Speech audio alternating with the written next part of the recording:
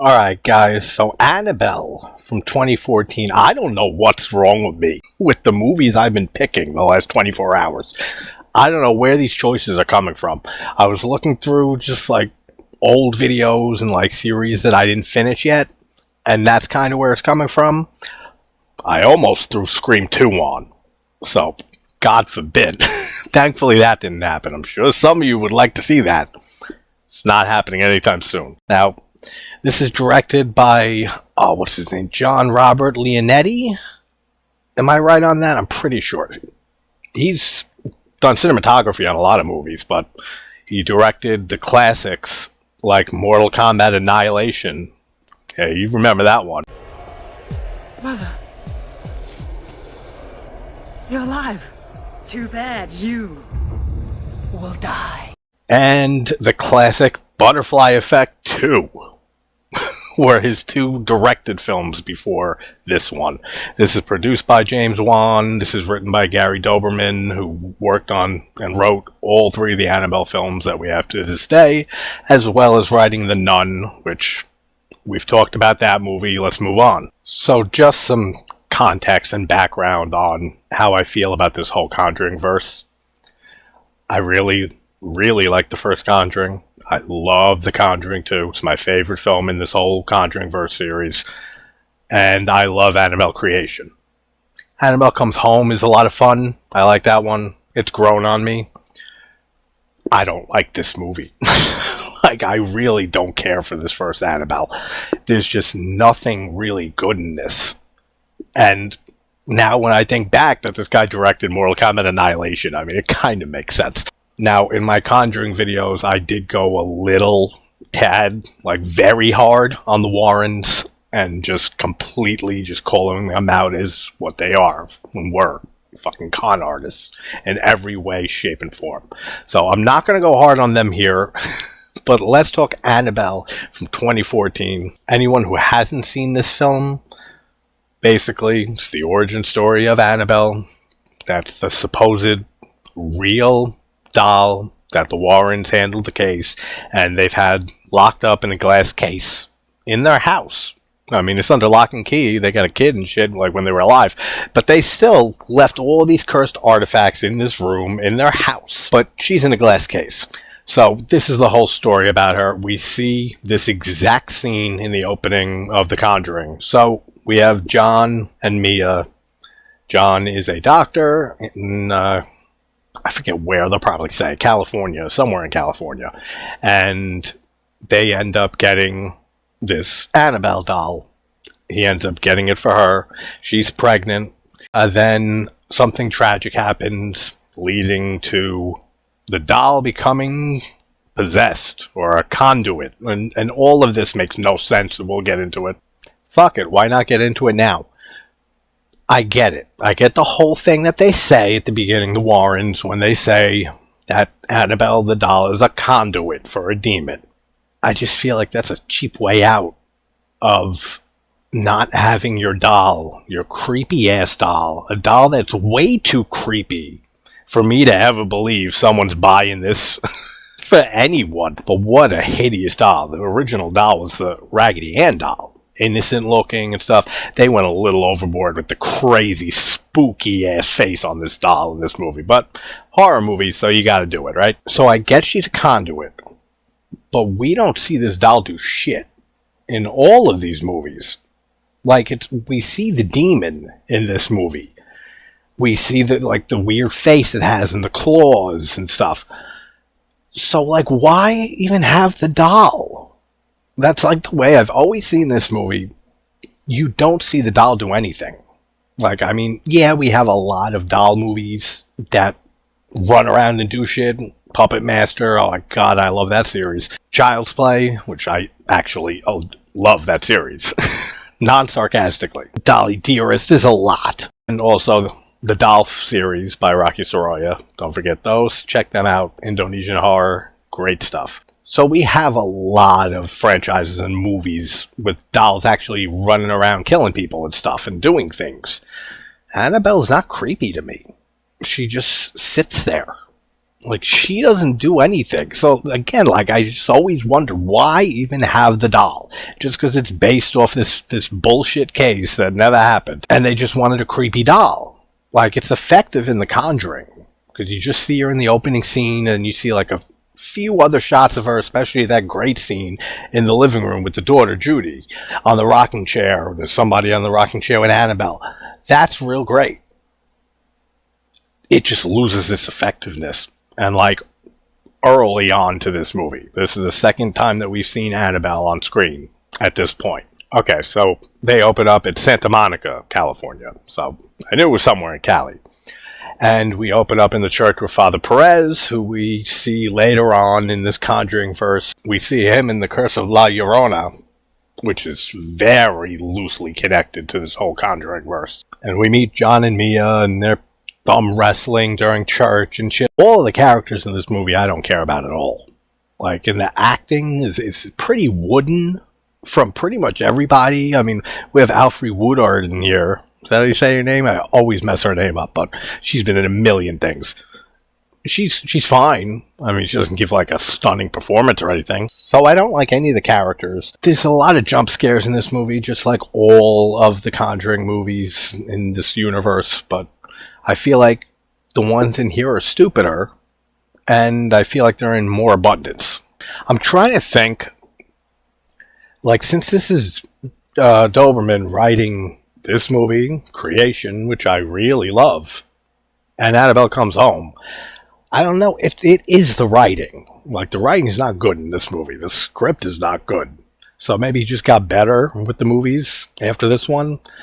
I think a lot of it just has to do with the directing, the casting and acting, and just that you don't care about like these characters like you do about the families in the two Conjuring films, and that you do about Janice and the orphans and stuff in Annabelle Creation. It has the same issue that The Nun has. I don't give a shit about any of them, but he wrote The Nun also. So, I mean, I guess it kind of makes sense. You can't win them all. So John ends up giving her the doll in this big-ass box. It's like the last one she needed. So again, I get it. It's part of the collection. But this is like a present for their soon-to-be-born baby. And it's in the nursery. So again, who's buying this creepy-ass doll to put in your baby's nursery? I don't know. That'll never make sense to me. But then we hear about all the cult stuff on the TV, because this takes place in the 60s, which I totally forgot about. Because then they show everything about the Manson family on TV. Someone thought it was a good idea in the script to write all of this in here with the cults, and that the neighbors, the Higgins, their estranged daughter, Annabelle, is part of some other cult, and her and a cult member break into the house at night after killing her parents, which we don't know at the time that that's her parents, but she ends up wasting her parents, comes over, stabs Mia in the stomach, so you're like, oh god, the baby, but there's no stakes in these movies, so you know it's fine. And then John's trying to, like, beat the shit out of Annabelle, and it should have happened much quicker. I mean, this guy's not a good protector of his home. The other guy gets shot by the police, and Annabelle locks herself in a room and slits her throat or something, and her blood drips into the Annabelle doll. And just like that, as easy as that, blood dripping into a doll, your spirit's now in that doll. Just so it's not all Debbie Downer, there are a few things, like with most movies, I always say, that I do like about this movie. Like, there is one specific scene that really affected me when I first saw this, because I just became a father, and we'll get there, but like that scene still affects me. So they did something right here. There's a few other good things, but just the writing really is not good here. So Mia's fine, the baby's obviously fine, and they go back home. Doctor puts her on bed rest for the rest of her pregnancy. Then the hijinks start happening, and just with like every friggin' movie like this, there's always got to be some dumb shit that ghosts or demons have to do first, like turning a sewing machine on in the middle of the night, just to get him up out of bed to come and be like, I wonder how the sewing machine turned on. Shut it off, then check in the nursery, and Annabelle's chair with her, and it's just rocking a little bit and stuff. Like, this is what I mean with the scares. Like, they're stupid. for the most part in this movie. And again, okay, it's the best way I can put this. There are so many demonic possession movies, right? Now, what just turned that sewing machine on? It's the demon, the demonic entity that's using the doll as a conduit. But it's still the demon. It's not the doll that just got up, ran into the living room, turned on the friggin' sewing machine, went back, got in the chair, and rocked back and forth, right? That's like not how it works. It's the demon that's using this doll for some reason. So why even have the doll? Like, that's what I'm trying to say earlier. Why have this doll when we've seen demonic possession movies all the time, when it's just a demon, no doll, no conduit or anything. It's just a demonic possession movie because they conjured a demon somehow. So, like, it takes away all the effectiveness of this creepy doll that is the titular character in this movie, and is the whole reason this movie exists, was because how creepy she was in The Conjuring. They could have done so much better with this first movie. And that's right, John's not a doctor yet. Like, he's doing his residency to become a doctor. So he's not quite a doctor, if I'm remembering right, because he was just talking about his residency. So I'm pretty sure he's not an actual doctor yet. So Annabelle / the demon's next trick is to just turn all the burners on the oven while she's making popcorn. And then starts a fire. And then we get I hate this jump scare so much. And this is almost 10 years ago. I can't believe this movie's almost a decade old. When we have somebody just be on the floor and then just get dragged into a door or dragged in any direction, up, down, east, west. I can't stand that. And it's been 10 years, like I said, almost since this movie, and we still see it all the time. Oh, so before that, the whole fire incident, then she goes to the hospital and she gives birth to her daughter, Leah, and she's fine, but she doesn't want to go back to the house. But before the fire incident, John throws Annabelle away, the doll. Just throws in the trash can. And then it just appears back. And then this happens again. Like, this is a very run-of-the-mill, just for the masses horror movie. I think a lot of us know that. This is in no way a terrible movie. Like, even though I may make it sound like it sometimes, like, trust me, you guys know when a movie's terrible, you guys know when I think it's terrible. This is watchable. I just don't like it. But it's very run-of-the-mill, like just very generic jump scares, very generic everything about this film. There's no originality in this movie. This just feels so bland. But we see this in a lot of movies. They throw out whatever the possessed thing is, and it comes back, and then they just accept it. For some reason. Like, why not throw it out again? Why not drive 300 miles away and throw it in a quarry? Like, lock it up in a safe. Like, I'd be trying over and over again. These people just throw it in the trash. It comes back, and they're like, well, I guess that means we can't get rid of it? I don't know about that. So then they move to Pasadena after the baby's born. She doesn't want to go back to her house. I don't know how they buy a house this quick. I mean, he was just bitching about being behind on the rent for what he paid for the doll, and now he bought a house. I don't know, whatever. And she ends up meeting Alfre Woodard's character, Evelyn, who, like I said, is basically just an exposition machine. So then Mia's home alone, and we get this pretty cool jump scare. I actually like how they pulled this off. That she walks into the sewing room because she hears the sewing machine on again. And again, it has nothing to do with the doll because of this scare we get here. You see the ghost girl in the doorway across the hall, and it's shot from the room that Mia's in. So you see through the doorway, into the hallway, into the next door, and there's the girl, ghost, just standing there.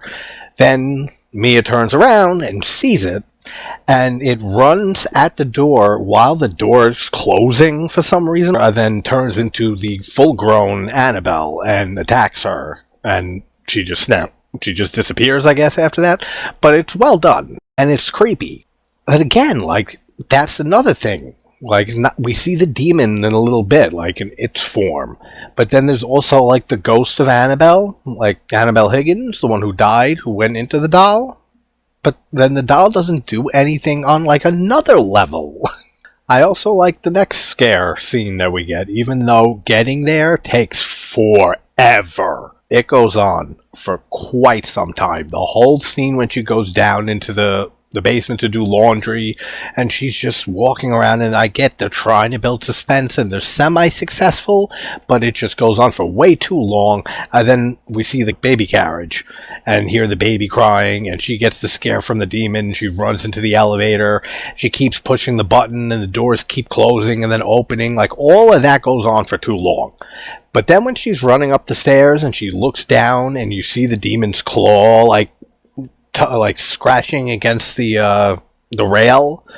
That's cool. Then the shot of the demon, like in the very darkly lit corner, like the bottom of the stairs that she's looking down. I like the demon's design in this, and those are cool shots. But it takes so long to get to that payoff that this movie is just too long to begin with. You could have made this an hour and 20 minutes, like, easily. Also, the pacing in this movie is not great. That's another thing. That in between the few cool jump scares or scare sequences that I was just describing, two of them, there's maybe one other. In between those, though, everything goes on for way too long in this movie. And it's boring. Like, that's probably the best word for this movie. It's boring. It's just not a fun, engaging movie. So at this point, basically, the cult that Annabelle Higgins and the other guy who attacked Mia in the very beginning summoned this demon, whatever the demon is, to try to take a soul. She ends up having a conversation with Evelyn, and yeah, Woodard does a really good job here, actually. I really like her performance. That's another standout thing I could say about this. They're having a conversation, and then she mentions her daughter Ruby, who died when she was around Mia's age. And if I recall correctly, didn't she kill her? Like, she was driving drunk or something like that? I haven't seen this movie in years. I think it's something like that. But she tried killing herself, she's telling Mia, and she heard Ruby's voice saying, "You have another purpose." Then, of course, at the end, we find out that she thinks her purpose is to save the baby. This scene is the stupidest scene in this movie, and I'll never understand it. It's just bullshit in every way. This attempt at a scare. When Mia comes, like, back to the apartment, and I don't know what the whole thing earlier with the two kids on the stairs that drew the pictures of the truck and stuff, how that ties into anything. Like, why were they drawing that? Did the demon, like, influence them to do it? None of that makes sense. But regardless, she drops her keys. She is not holding that baby. There's not one single frame that you could see a baby in her arms, anything. And then the stroller just, like, flies away into the street and gets hit by the truck, and the baby's not in there. And then she turns around and she's holding her child. Now, her baby is taking up, like, from here down, like, the legs are hanging almost down to her legs, to Mia's legs. It's such a bullshit scare. Like, none of it makes sense. She was not holding that baby. Not what we see. Not what they shot, and not what they showed us. The scares with the books and stuff falling, like, close to the baby, whatever. Then we get another scene that's kind of cool, but it's also kind of stupid, because it calls back to a point that I've been trying to make this whole video about the doll. When Mia's holding Leah, that's confusing, and she's looking, and then for the first time you're seeing this movie, you see Annabelle, the doll, like, start to rise into the air, and you're thinking, finally, this doll's gonna do something, like, but then you see the demon looks really cool, like, behind the doll. So the demon is holding Annabelle and controlling Annabelle. So again, it has all these powers and shit. Why does it need the doll? Why is the doll a thing? Could someone please explain it to me? This thing could do all this stuff, ranging from turning on sewing machines and burners on stoves to making books fall, to manipulating elevators, to apparently, like, putting thoughts into children's minds for them to draw pictures of a future event. What is the doll needed for? So then we have Father Perez come over, and he explains what's going on with the doll, and that the demon that's using the doll as a conduit wants a soul, and they think that it's the baby's soul. And then he says that there's people that he can take it to, like at the church. So, like, he was going to take him to the Warrens, right? But, I mean, Patrick Wilson and Vera Farmiga had the good sense of not appearing in this movie. That's who he was going to, like, consult with, right? Like, I'm pretty sure that's what's implied. But then he doesn't get to make it, and he walks into the church with the doll, and then just gets swoosh, and just gets blown back outside onto the street, killed, dead. Then the doll somehow gets back to the apartment. Like, I don't know. The rules of the cult demon here just don't make sense in any way. Then she has another conversation with Evelyn, and this is when she reveals that she inadvertently killed her daughter, Ruby, in a car accident. They were driving home from family upstate, and she was tired. She shouldn't have been behind the wheel so late, and she ended up passing out, falling asleep behind the wheel, and killed her daughter. I mean, can you imagine? That's right, Father Perez isn't dead yet. He's in the hospital, and John goes and visits him, and then he tells him that it doesn't want the baby's soul, it wants Mia's soul, because you have to give your soul, like, offer it. Like, why anyone would do that, I have no clue. We get a few good scares here, and spooky imagery with the demon impersonating Father Perez, I guess. I mean, again, like, he can impersonate human beings now. He's a doll. That's a cool scare. Then we get the scare with the demon on the ceiling, and they're looking around. I don't know how both of them didn't see this thing climbing on the ceiling before it leapt at them. Like, they're looking all around, and then it just jumps, and they didn't see it. I guess it just materialized. Again, doll. But then Leah, the baby's missing. And, I would be freaking out. Alright. This is the scene that really affects me, and I think it's really well done. And I kind of wish they went elsewhere with this after this scene ended. May seem a little bleak when I get there to describe it, but we'll get there. When she goes into the room and sees the Annabelle doll in the crib, and it says soul written in crayon like 1,000 times on the ceiling, the doll did it? No, the demon did, so whatever. And she picks the doll up, and she says, "You give her back," and she starts banging the doll against, like, the sides of the crib, like, hard. And then she throws it into the doorway, into the hallway, and then it turns into her baby. And she runs over thinking she just killed her child.